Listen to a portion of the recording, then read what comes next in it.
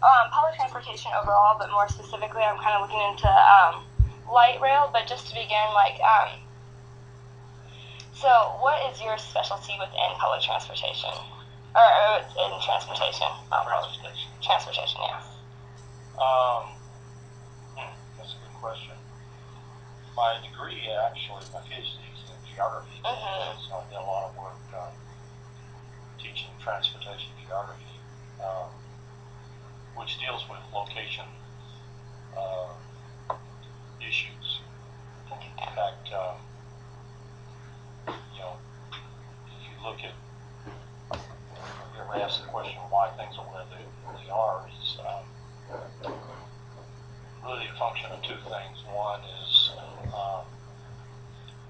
the natural environment, which is mostly dictated by gravity and erosion, and sort of the natural processes versus the man-made or impact of the environment, which is largely dictated by transportation. You probably don't think about it every day, but your decision process is largely driven by accessibility questions. Where you choose to live, where you go to church, is your doctor located near a hospital, and so forth. So there's a connectivity issue. That's sort of what I've been specializing in, looking at transportation. I hope that gives you a little bit. And as a geography, someone who studied geography, what kind of I'm sure you see transportation differently than say like a policymaker. What's unique to like the way you see how we should do public or transportation? Well, a public policy or the public officials are not largely, but are often influenced by considerations that don't have to do with optimality. When I look at something, I'm looking at it in terms of how the transportation system can be optimized to be of minimum distress to whoever's using the system. An example would be like bus route. You could probably ask any little old lady who rides the bus every day what she thinks would be a better way to run the bus system, and she'll probably tell you.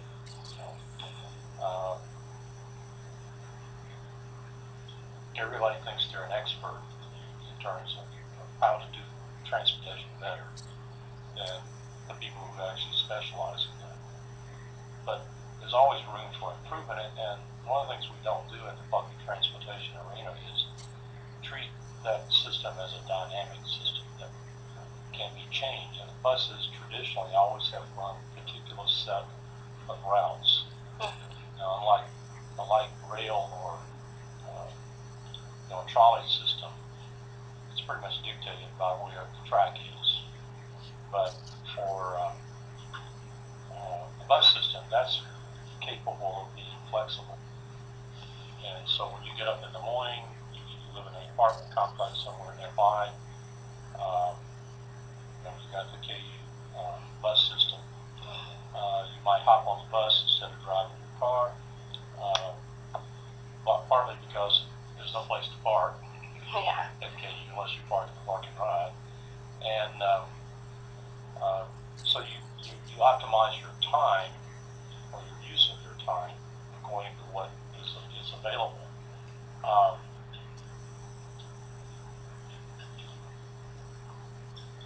And so at 8 o'clock in the morning, you've got a particular need for movement from one place to another place. But let's say you're an elderly person, you probably don't need it early in the morning, but maybe 10 o'clock or 2 in the afternoon or sometime intermediate between breakfast and lunch, there's a need for going from a different place. Maybe you need to go to where a medical clinic is located. You need to go to do some shopping, or for that matter, just go meet with friends. So you have a different need, and so the same system that picked up people and took took them to work or to school needs to be flexible so that 10 o'clock in the morning or 2 o'clock in the afternoon, it has a different route pattern and frequency and so forth to accommodate the needs. So on that note, do you think buses are a better option than say like a light rail system or a trolley? Well, it depends on the where they're used. For downtown areas, particularly high density areas like Kansas City or Denver or any other large city, light rail makes a lot of sense. However, other systems have been used to be equally beneficial. And a case in point is Chattanooga, Tennessee, which is a place I'm very familiar with because I served on their board of directors. And, are you familiar with it at all, or have you ever been to Chattanooga? I have not. Well, some years ago, they, for that matter, back in the 50s and 60s, it was at one time considered one of the most polluted cities in the country. That was because it's down in a valley surrounded by mountains, and so they would get these temperature inversions. And a lot of the industry in the area burned coal as a fuel source to, heating or whatever, create steam to run the plants or whatever. And all that smoke would collect in the valley. And so it literally was a situation such that if you were an office worker, you'd have to take a clean shirt with you to work because by afternoon your shirt would be dirty. That's how bad it was. And so the local people decided at one point that enough was enough. And so they started to take steps to clean the place up. It's now one of the cleanest cities in the country. One step they took for that was to try to eliminate people driving their cars. And so it happens that the geography of the city itself lends itself to this solution. And so this particular solution would not work for every city, although I would think it would work for Lawrence quite well. Instead of a light rail system, what they did was to implement a system of electric buses. And what they have now is kind of a long, linear, circular route. And at both ends of the route, one end borders onto a river where there is only one bridge, so it's essentially a bottleneck. You can't get to the other side without using the bridge or swim. And then the other end is bordered by an interstate, so it sort of limits, further expansion there. But they've got I think it's maybe 2 miles of streets that are parallel to each other that connect from one end of the city to another end of the city. And all the high-rise buildings are in between. And what they do is they run electric buses that are free to the public continually all day long, a particular route. And so if you're a legal aid, and you need to go down to the courthouse to file a brief on a case, you can come out of your office and hop on a bus and go right, in 10 minutes you're, at the maximum, you're at the courthouse, and then go do your business, come back out, you hop on another bus, and, 10 minutes or less, back to your office. The way they pay for that is that they built 2 large parking facilities at each end of the route. And so what the deal is if you purchase a parking permit for that building, for that parking building, that gives you, that pays for the buses themselves. So it's a way, and essentially your car gets off the street quickly, so you don't put out tailpipe emissions and contribute to the pollution and so forth.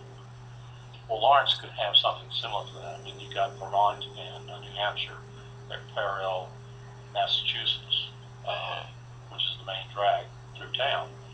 You literally could have something like that running circular through the free parking lots that border Massachusetts. And you could have something like an electric bus that would run around. I've suggested they ought to consider that several times, but no one's taken me up on it. But you sort of tailor the transportation system to the need. What you don't want to do is to, someone heard about, I've got a hammer, I need to find me a nail to hit. What you want to do is use the right instrument for the right job. And that's the way you need to think about public transportation. The other part of it is choosing your routes. I assume that's a cell phone also, is that right? Yes. Okay. One of our faculty members has been looking at use of cell phones as a instrument that can tell us how people use the transportation system at different times of the day. Where do they go from and where do they go to?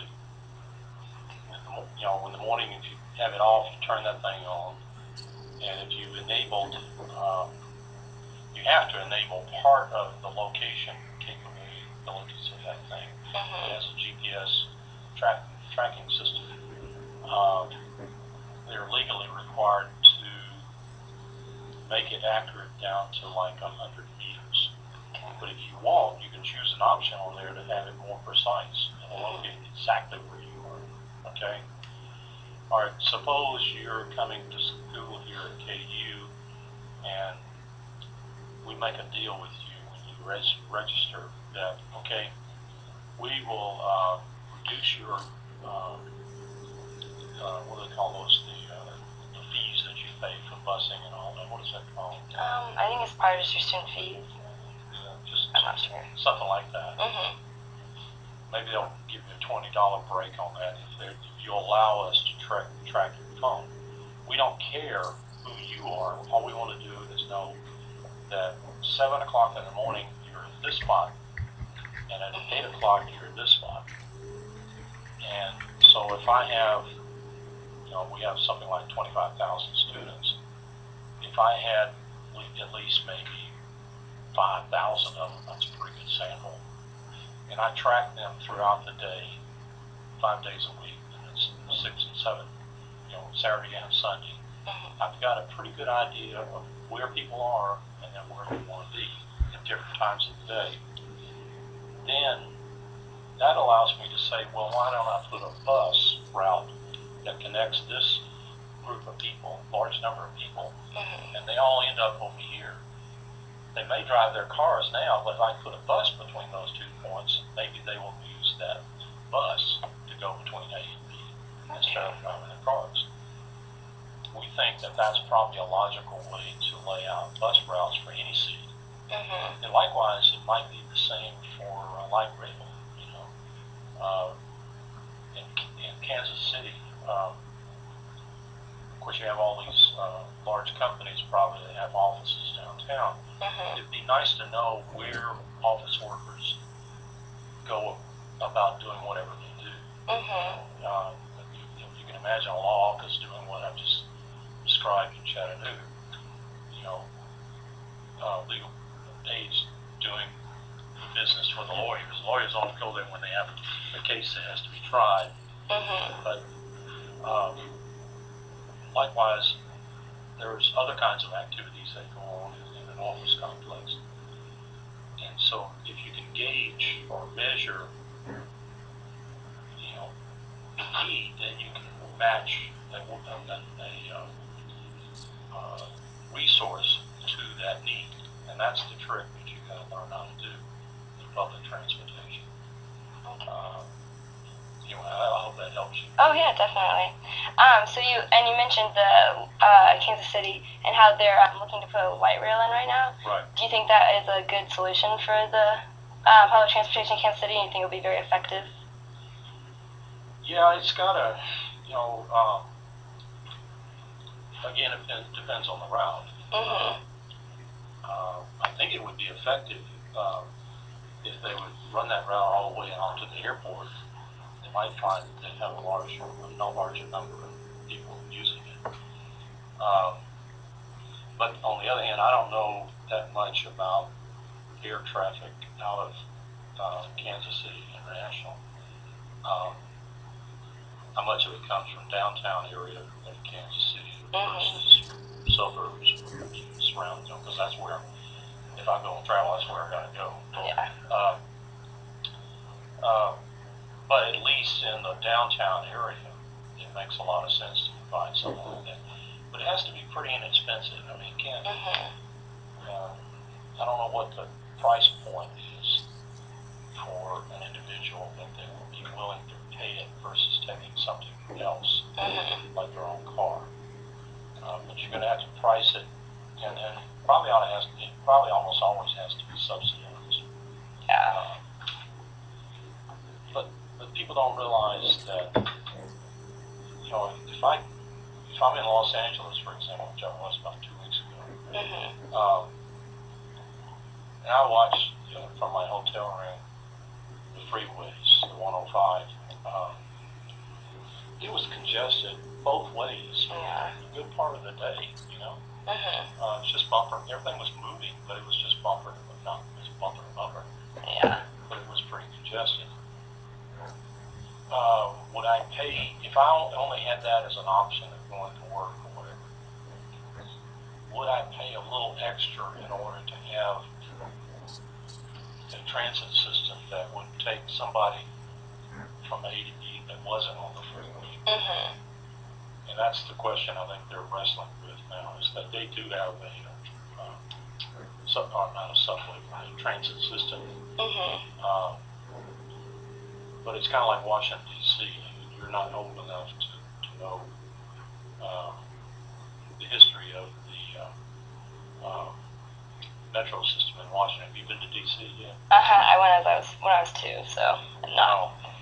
Okay. You should go someday. I know I want to. I was there when they first put the metro system in. What has happened over that was 40 years ago now. The city has changed to accommodate the fact that people now ride the metro instead of driving their cars. So at each stop on the metro system, apartment complexes have evolved, or condominiums, or whatever. And for that matter, even the government agencies choose their offices location, because most government agencies now lease their offices. They don't own them. It's not a government building. Only the ones right downtown are actually owned by the federal government. So if you're, and there's just not enough space downtown for all the government agencies, so they live out peripheral to the downtown area. And so what has happened is that they built the system, and back 40 years ago, you could always find a seat on the metro because nobody rode it that much, except maybe in the morning. And then in the middle of the day, you know, it was probably 2 or 3 people per car, and that was it. Today, you may have to wait 2 times to get a spot to get on. It's that crowded because everybody rides it now. And in fact, I would say that's the way you get around. Other cities in the world have also done the same thing. Like if you go to Korea, to Seoul, Korea, it's the same kind. In fact, there, you'd be insane to get out in a car because their traffic congestion is unbelievable. I sat in a traffic jam trying to just cross over a bridge to get on the other side to go south of the town or the city. We sat there for 2 hours and moved 30 feet. Wow. You know, and I kept questioning, well, why are we doing this? This is crazy, you know. And so when we came back that evening, we told the drivers to drop us off at the metro site, which is what we did. And that's what we took to come back to the hotel. And it was much quicker. And a couple of the people with us opted to stay with him and showed up 2 hours late. Man. So, you know, what's your time worth? You know, that's the trade-off you've got to look at in public transportation. And anyway, so I hope this is sort of all over the place, but you can sort it out later. Yeah, definitely. So that's pretty much covers most things. Is there anything you'd like to add? I don't know about head. Well, I think, the other part of transportation is the efficiency. And, by the way, you might want to look this up. You've heard of this, but do you know what a PRT is? PRT stands for Personal Rapid Transit. And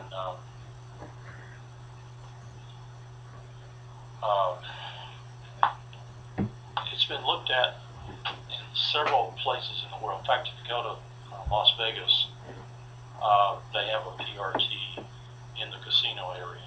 And there it's just it's kind of like, you ever go snow skiing?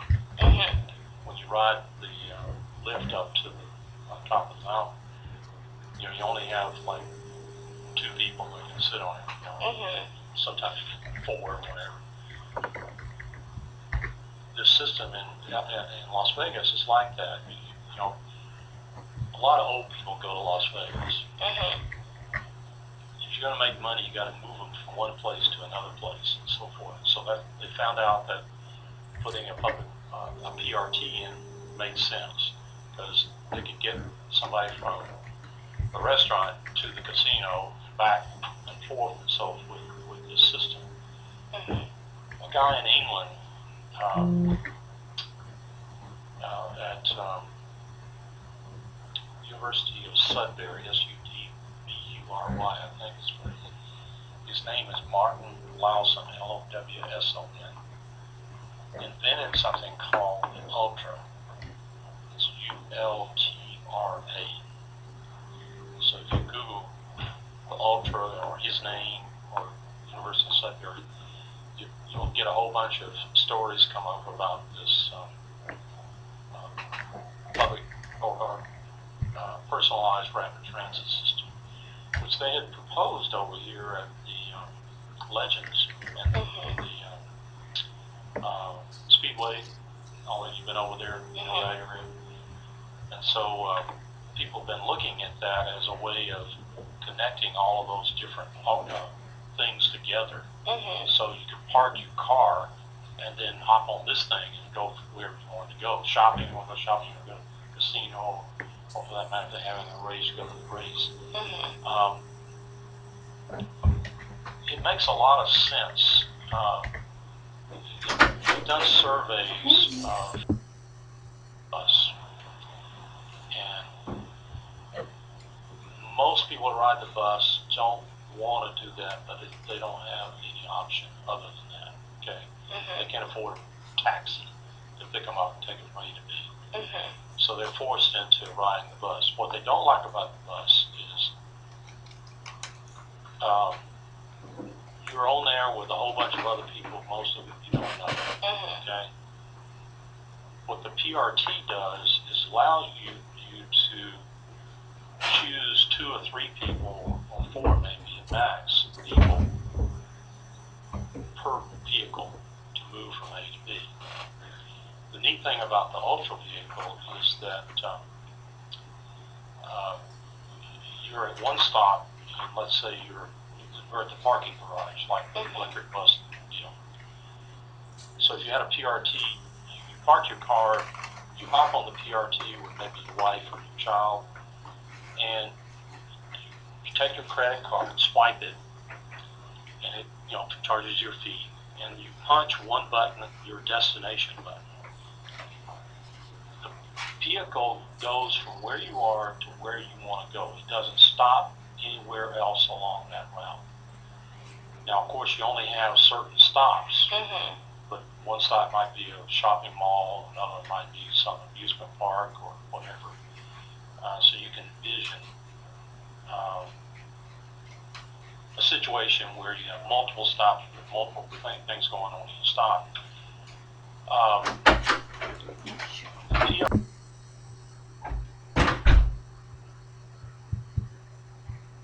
This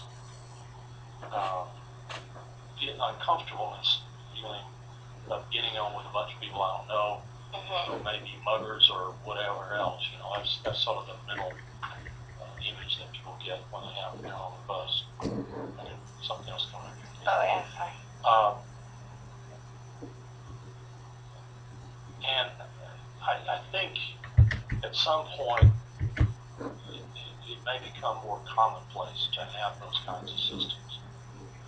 But get online and look that up. I think that'll give you a little bit of a twist on it right up here about because that's sort of the downside of transit is what people are really you have to address. And this gets around one downside. On the other hand, there are other things that if it's a tourist attraction like the trolley cars in San Francisco, I mean, it doesn't matter there. Everybody else is a tourist on that. So that's a pretty unique system if you've never been there. Yeah. Oh, you have? Have you ridden them? Yes. Okay, you know how it operates the cable? There's a cable that snakes all the way around up and down the streets, and what they have is a lever that the coach operator pulls on and then locks onto that cable, and that's what pulls you up the hill. Oh. Yeah. Which is held to fix if you ever break the cable. But anyway. All right, I hope that gives you enough. Yeah, thank you very much for meeting with me. Okay.